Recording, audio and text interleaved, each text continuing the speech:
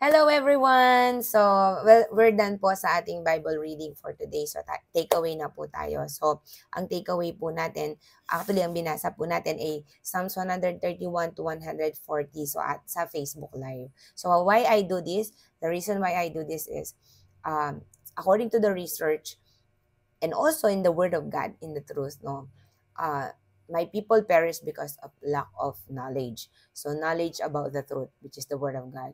And according to the research sa ating pong bansa, lalo na particularly sa ating bansang Pilipinas, na napakakonti po, 3% lang yung mga reader yung mga tao.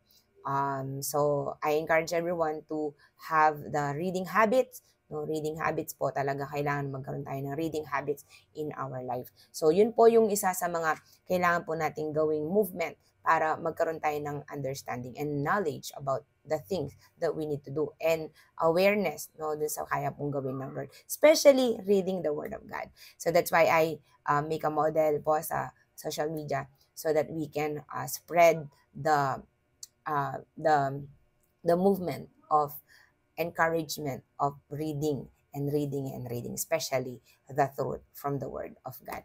So, by the way, our takeaway po, my takeaway po dito sa 138 verse 8, sabi niya, O Diyos, mga pangako mo'y tinutupad mong lahat, ang dahilan nito, Yahweh, pag-ibig mo'y di kukupas at ang mga sinimulang gawain mo'y magaganap. So God has a promise to everyone. So saan mo malalaman yon? Sa kanyang salita. At siguradong ito'y magaganap. And if you're not aware of God promises in your life, paano mo malalaman na nagaganap ang nangyayari o nangyayari yung pangako ng Diyos sa buhay mo? That's why you need to read the Word of God and continue meditate His Word. God bless.